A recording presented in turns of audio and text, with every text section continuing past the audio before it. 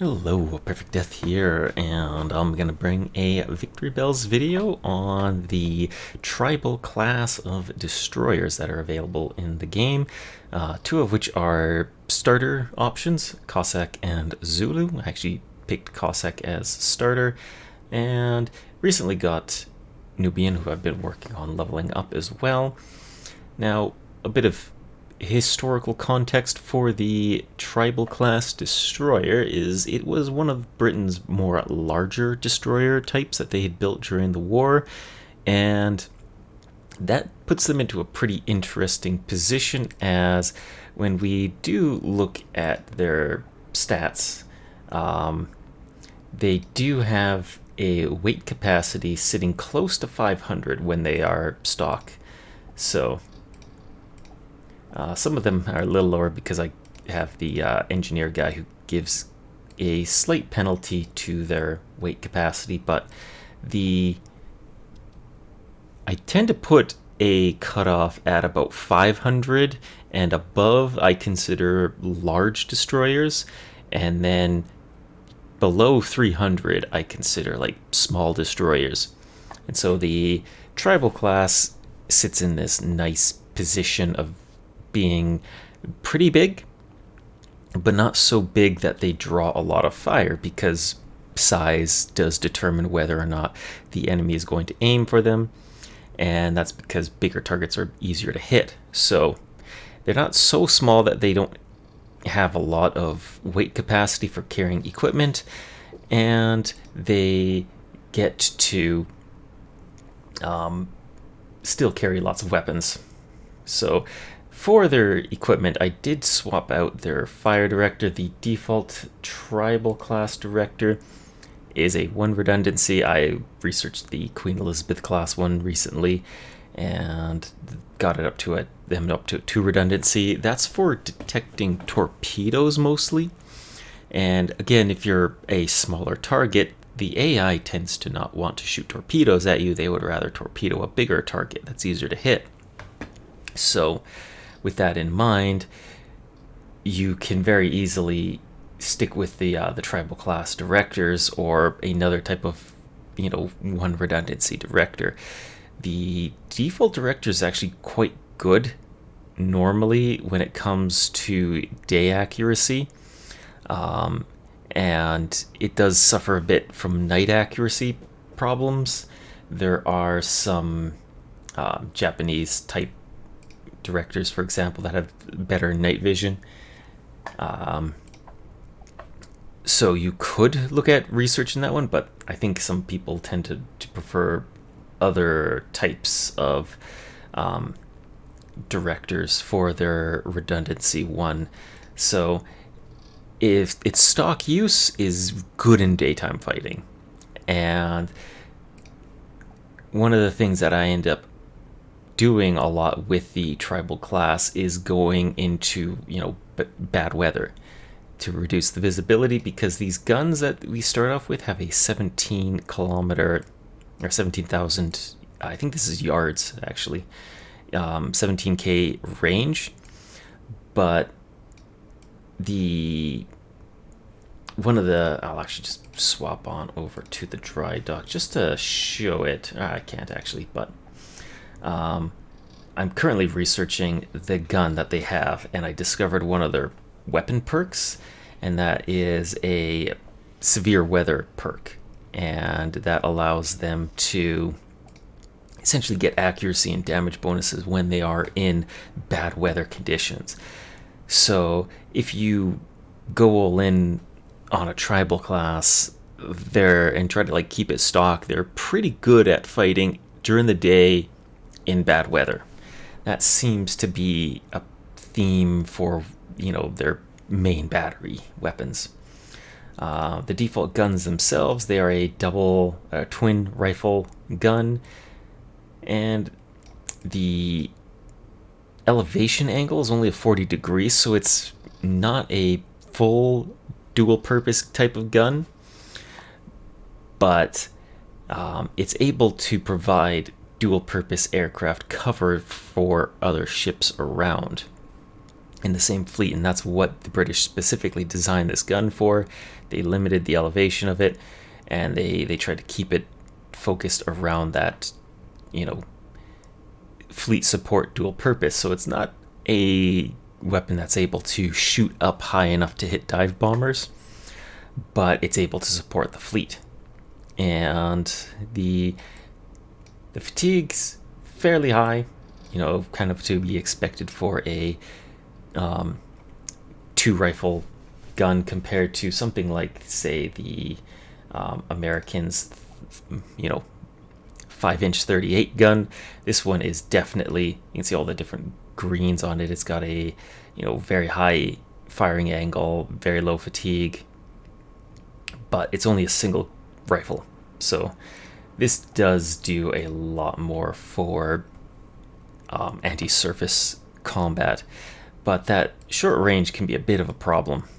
So this one doesn't have the stuff unlocked. I'm close to being able to have a 100% R&D'd one of these that I'll probably replace the current ones with. So meanwhile, changing them around, you definitely could, but I don't think I'll go into that for this video specifically. I just would rather talk about the stock gear. The range keeper is not the best. I don't think it's the worst, but it kind of sits there. It's good enough. A lot of like your secondary and tertiary battery slots are locked. This has to do with the I gotta hold on to that a little longer. The refit capacity, the stock refit capacity is too low to have other batteries of weapons equipped. And same with the AA, you do have your third AA battery locked out, but you do start off with a quad 2-pounder. That's actually a pretty good individual anti-aircraft gun, along with some wing-mounted 50 caliber ones. Now, when it comes to positioning on these, wing mounts do mean that only one can shoot at incoming aircraft at a time. But if you're getting attacked from 2 different directions, from aircraft, like torpedo bombers will attack in 2 different directions, at least I'll try to, then having wing-mounted guns will actually split the fire in between those. As for the torpedo section here, this is where you have like your sonar. The British actually have pretty good sonar. The stats on it are good. You actually come with them. Some destroyers don't come with any, so the British guaranteed the tribals are going to come with good sonar and also good depth charges. For example, like the Soviet one here it's lighter, right? And that's really about it. But these have like a 5. Like these are essentially they launch a spread pattern basically of the depth charges around them. And then you have the torpedo. You do have a light torpedo load. It's only a single quad torpedo. Now it is a fairly reliable torpedo that the British have. It doesn't have a lot of range. It's 11,000 kilometer range, which is still pretty good. Some of the other ones are like 4.5. You can see some of the like non-oxygen torpedo Japanese ones are similar. So it's a pretty good torpedo. You're definitely not going to have the long lance oxygen torpedo range on them. So, and as for some of the other things, we can kind of see that the refit capacity, I've given a small amount of refit capacity from doing promotions, but not very much, so it's pretty low. However, the reserves is what I'm actually going to talk about in this part here, because the reserves, which are in the spec section here, that determines how many rounds you can fight. So Cossack here is 7 rounds of shooting.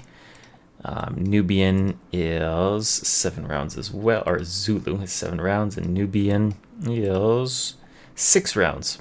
So, but then again, I've kind of stripped a bunch of gear off of Nubian just because I wanted to R&D them for the future while she's leveling up.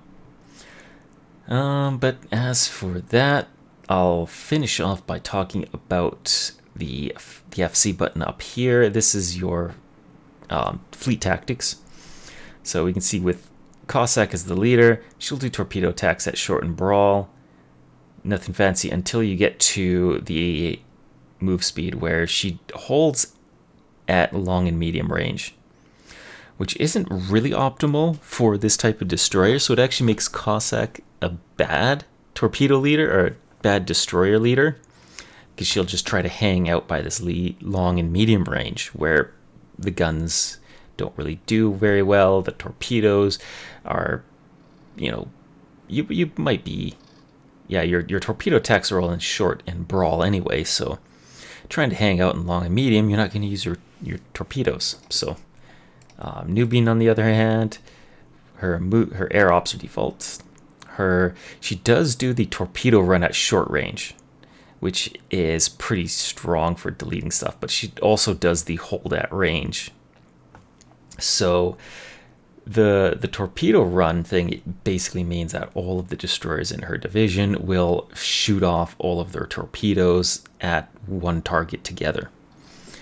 And this actually does also apply to the other divisions as well. So if you're in a full group of destroyers and you happen to be at short range, then it's just everybody's going to shoot torpedoes at one collective division target, which is a good way of ensuring you destroy one enemy, but might be overkill. As for Nubian, you look at her tactics, default on air ops. She's same with Cossack for her surprise phase torpedoes, and also hold at range. So definitely they're a bit tricky overall, in terms of like who of these you would want as the lead, especially when their strength isn't in torpedo use, it's in their guns, right? And their guns really don't have enough range for that long and medium engagements. So I'll end it here. Just was looking to make a nice quick video. Just as a thing, I'll show where actually you can get Nubian before I end. Captain, you can count on us. I basically farmed for Nubian up in the Arctic. So she took a while because I had to go to the Struggle for the White Sea. That's where I got Nubian from there. There are some later tier maps, I believe, that can provide her, but I think this was like the earliest map that I could find that dropped Nubian. Cossack and Zulu are very common in the early maps. So anyway, that'll be it for this video. Take care.